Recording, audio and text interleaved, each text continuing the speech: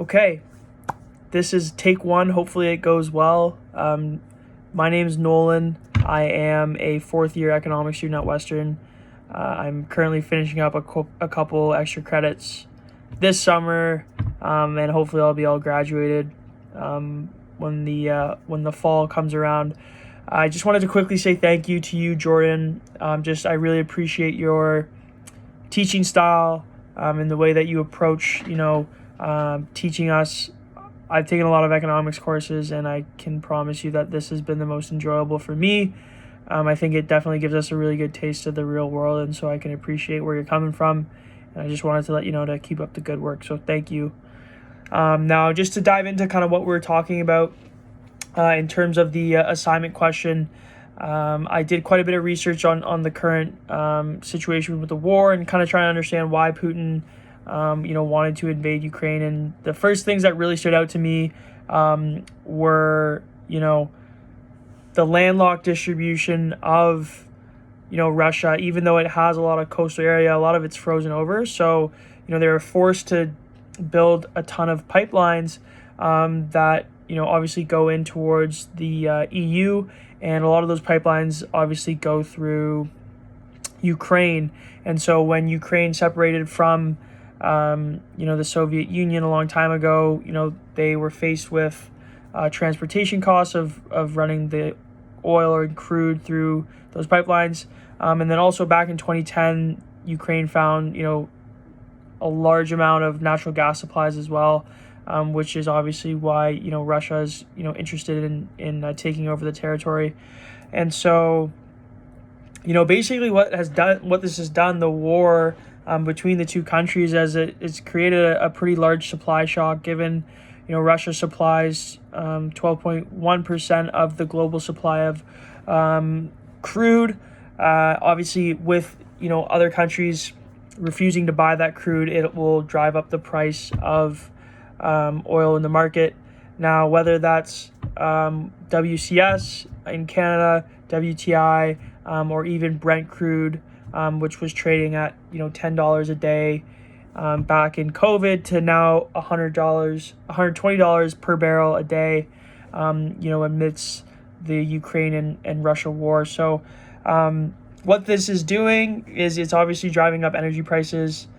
You have situations where Biden is asking OPEC to max out or increase production, but as we talked about in class, they're pretty close to being maxed out. So this is a pretty serious supply shortage, with very serious implications, both economically and geopolitically as well. So what we're seeing as a result of this, I hope that didn't pause.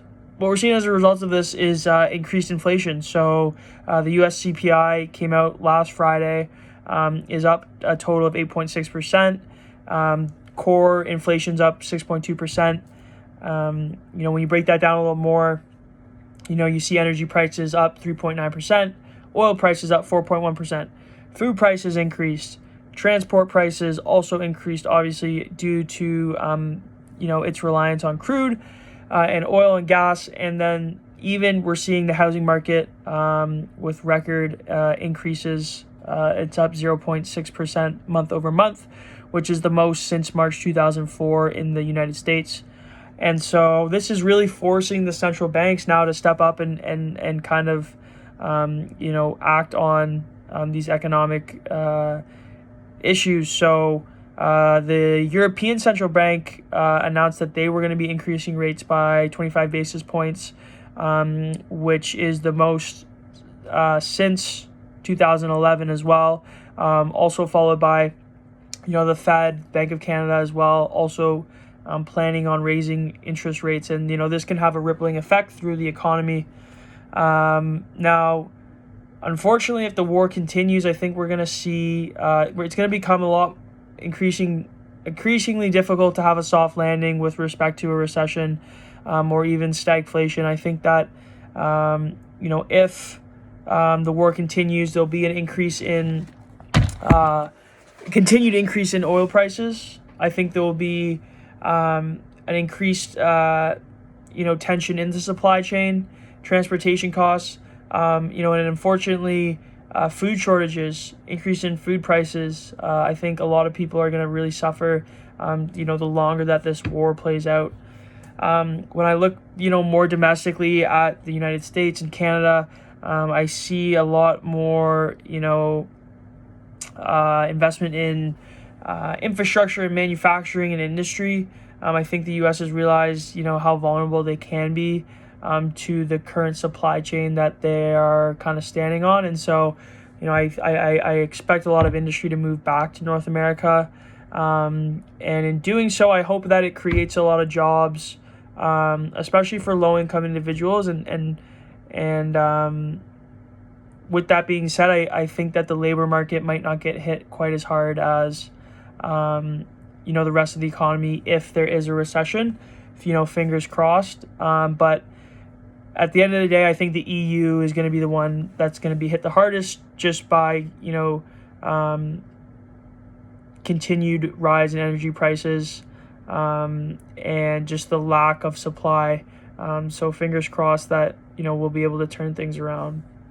But other than that, thank you. I hope you enjoyed my response. Please feel free to get back to me if you found any of my points interesting or controversial.